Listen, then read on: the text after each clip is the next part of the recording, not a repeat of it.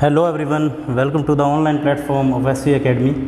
आज का जो हमारा वीडियो है वो 9th क्लास से related social science political science का जो पार्ट है।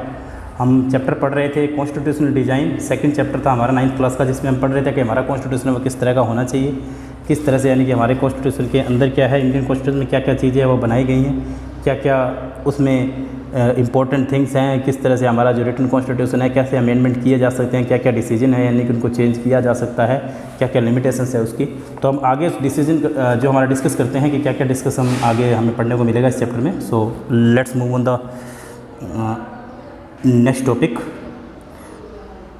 The path of constitution. मतलब कॉन्स्टिट्यूशन किस तरह से बना था। डिस्पाइट ऑल दीज डिफ़िकल्टीज़, बहुत सारी डिफ़िकल्टी होने के बाद भी there was one big advantage for the makers of the Indian Constitution. Unlike South Africa, they did not have a create consensus about what a democratic India should look, किस तरह का वो दिखाई देना चाहिए, लुक लाइक वैसा कैसा होना चाहिए। देखो साउथ अफ्रीका की बात करें तो नेल्सन मंडेला जो थे वो इम्पोर्टेंट पर्सन थे।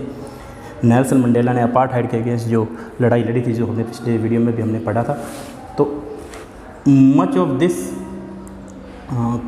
consensus had evolved during the freedom of struggle. Our national movement was not merely a struggle against a foreign rule. हमारा जो मूवमेंट था वो क्या है, वो ज़्यादातर ऐसा नहीं था कि हम स्ट्रगल कर रहे थे फॉरेन के अगेंस्ट। It was also a struggle to rejuvenate our country and to transform our society and the politics. मतलब हम ये भी चाहते थे कि हमारे यहाँ पे पॉलिटिक्स को स्थान मिले। कंट्री जो है वो क्या स्ट्रगल तो कर ही रही थी, ट्रांसफॉर्मेशन भी चाहती थी, डिफरेंट काइंड ऑफ डेमोक्रेसी चाहती थी। There was sharp differences of opinion within the freedom struggle about the path India should take after independence. जो इंडिपेंडेंस के बाद में जो डिसीजन लिए गए थे, such differences exist even today. आज भी हमें डिफरेंस देखने को मिलते हैं, आज भी हैं ये। Yet some basis ideas had come to be accepted by almost everyone. प्रत्येक द्वारा यानी कि जो आइडियाज है वो लिए जाते हैं। As far back as 1928 का अपने बात करें तो Motilal Nehru and 8 other Congress leader drafted a constitution for India. India के लिए उन्होंने कॉन्स्टिट्यूशन बनाया। In 1931 the resolution at the Karachi के अंदर रेजोल्यूशन पास हुआ। Session of the Indian National Congress twelfth on how independent India constitution should look like, कैसा वो दिखाई देना चाहिए। Both these documents were committed to the inclusion of universal adult franchise, जिसके अंदर डिसीजन लिया गया जो universal adult franchise means the person who above than 18 years age has the rights to cast their votes, right to freedom, उनको freedom का अधिकार मिले, and the equality का अधिकार मिले, and to protecting the rights of minority in the constitution of independent India. और लोगों को जो माइनॉरिटी मतलब जो संख्या में कम होते हैं उन माइनॉरिटीज़ को भी अधिकार मिले, कॉन्स्टिट्यूशन के अंदर इंडिपेंडेंट राइट मिल सके। The some basic values were accepted by all the leaders, हर लीडर द्वारा ये वैल्यूज एक्सेप्ट की गई। Much before the constituent assembly, जो कॉन्स्टिट्यूएंट असेंबली बनी थी उसके टाइम में। Met to deliberate of the constitution, जो जानकर यानी कि हम कह सकते हैं कि हमारे यहाँ पे कॉन्स्टिट्यूएंट असेंबली में जो बनाई गई थी, डेलिब्रेटली वैसे जानकर होता है, अपने कहते हैं कि जानबूझकर जो चीज़ें बनाना है या कुछ वो चीज़ें चाहते थे जो कॉन्स्टिट्यूएंट असेंबली के अंदर शामिल होनी चाहिए। द फैमिलियरिटी थी with the political institution of colonial rule also help develop in the agreement over the institutional design. जो कॉलोनियल रूल था उसके अगेंस्ट ही हम स्ट्रगल कर रहे थे।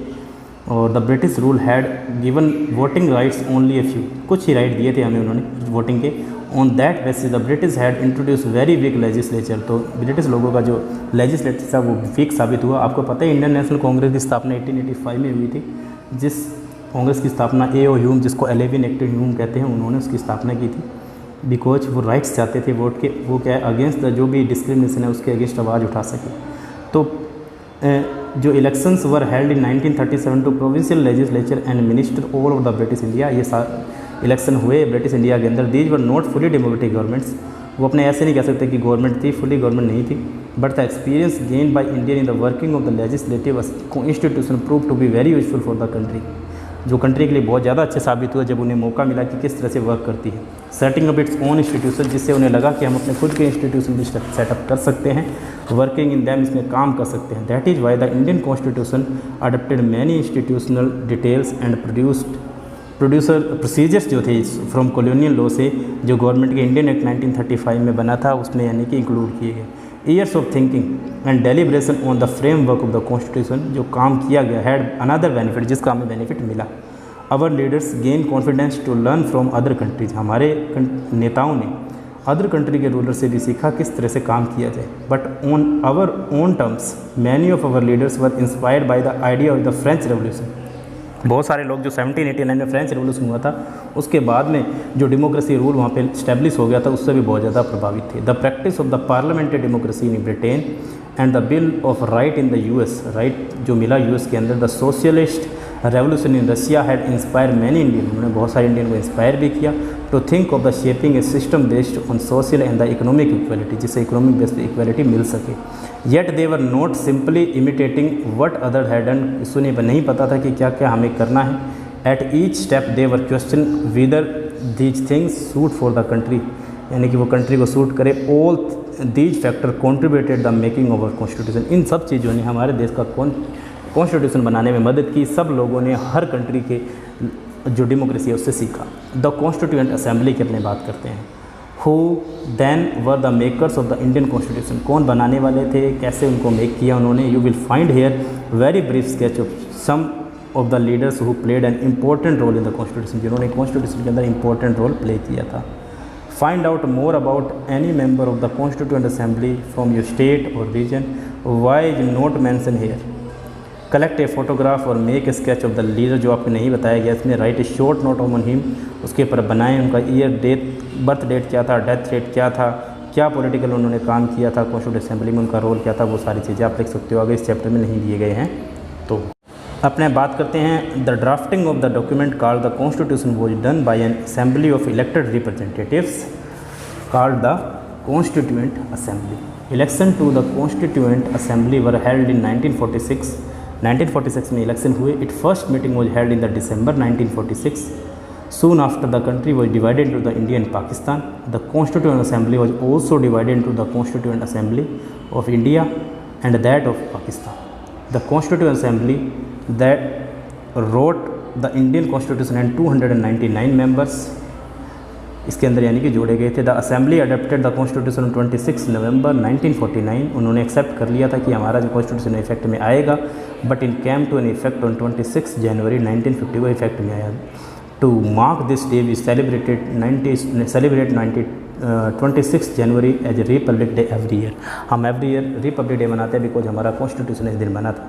Y should be accept the constitution made by the assembly more than 6 decades ago, 6 साल पहले जो बनाया गया था उन्होंने हमने एक्सेप्ट क्यों करना चाहिए। We have already noted one reason about the constitution does not reflect the view of its members alone, it express a broad consensus. अब जो यानी कि जो हमारा बनाया गया था जो consensus of its time, many country of the world have had to rewrite their constitution afresh because the basic rules were not acceptable to all major social group or political parties. If some other countries the constitution exists as mere piece of paper, no one actually follow it, कोई भी इसको follow नहीं करता, अगर वो सिर्फ कागज़ का एक टुकड़ा ही रह जाता है। तो एक्सपीरियंस जो हमारा कॉन्स्टिट्यूशन का वो डिफरेंट है।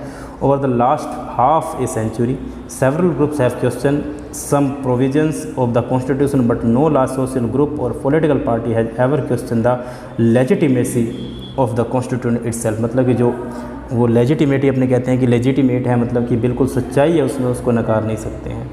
This is an unusual achievement for any constitution, जो हमारे कॉन्स्टिट्यूशन के लिए बहुत बड़ी अचीवमेंट भी रही है।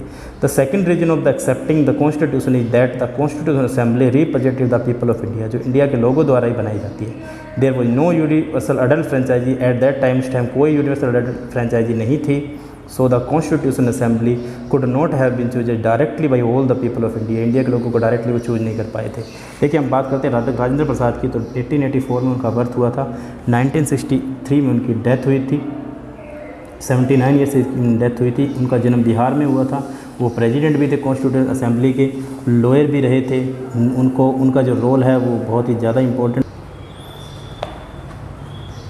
तो वो यानी कि प्रेसिडेंट भी रहे थे कॉन्स्टिट्यूशन असेंबली के और लॉयर भी रहे थे। उनका रोल जो था चंपारण सत्याग्रह में बहुत इंपॉर्टेंट था, जब जो रेजोल्यूट रहे थे राम प्रकाश, और चंपारण के अंदर जो नील के ऊपर हुआ था।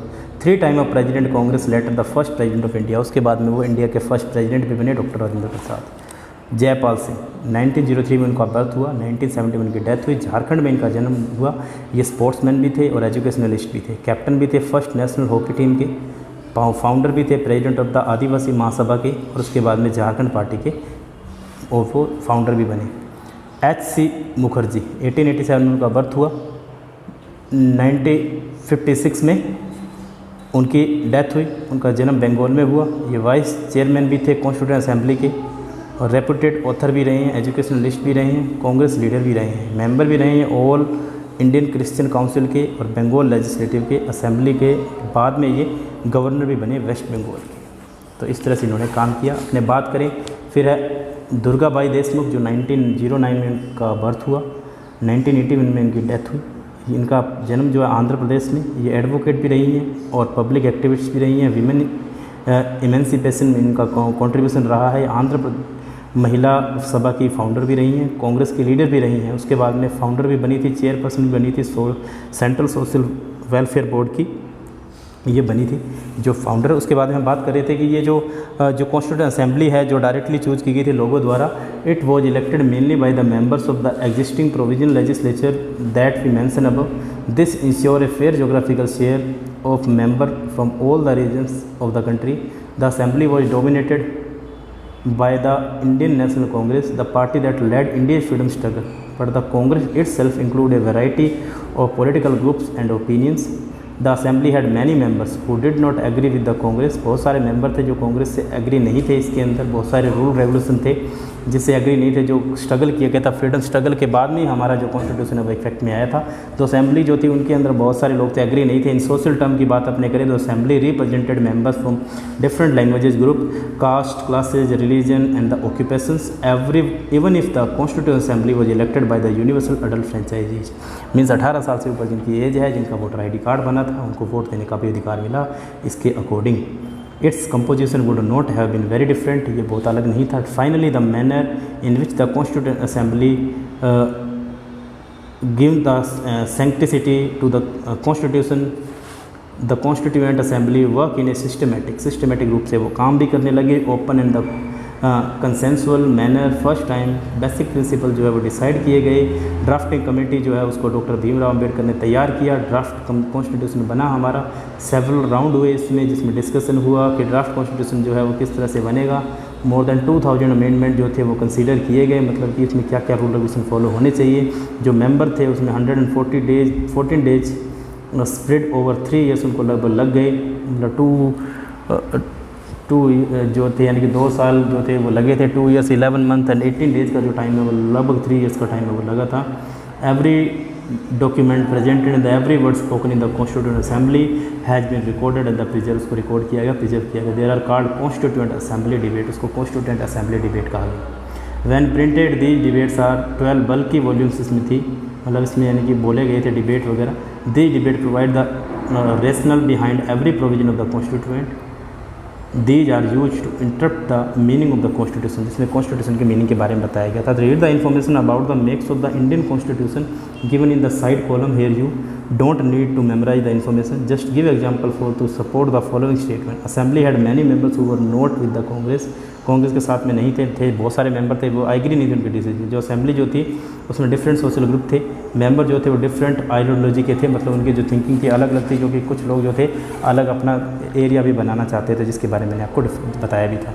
अब हम देखो नेक्स्ट वीडियो जो होगा उसमें बात करेंगे जो क्या क्या गाइडिंग वैल्यूज़ थी इंडियन कॉन्स्टिट्यूशन की, क्या क्या उन्होंने कॉन्स्टिट्यूशन बनाने में क्या क्या लोगों ने अपने थॉट दिए, कौन कौन से फिलोसफर थे जिन्होंने अपनी फिलोसफी के बारे में बताया, और किस तरह से हमारा जो कॉन्स्टिट्यूशन है वो इफेक्ट में आया, किस तरह से ड्राफ्टिंग कमेटी बनी, डॉक्टर राजेंद्र प्रसाद का, डॉक्टर भीमराव अम्बेडकर का, डॉक्टर सर्वपल्ली राधाकृष्णन, बहुत सारे लोगों का क्या क्या कॉन्ट्रीब्यूशन रहा उसके बारे में भी हम पढ़ेंगे और उनके थॉट भी पढ़ेंगे। सो आज की वीडियो में इतना ही।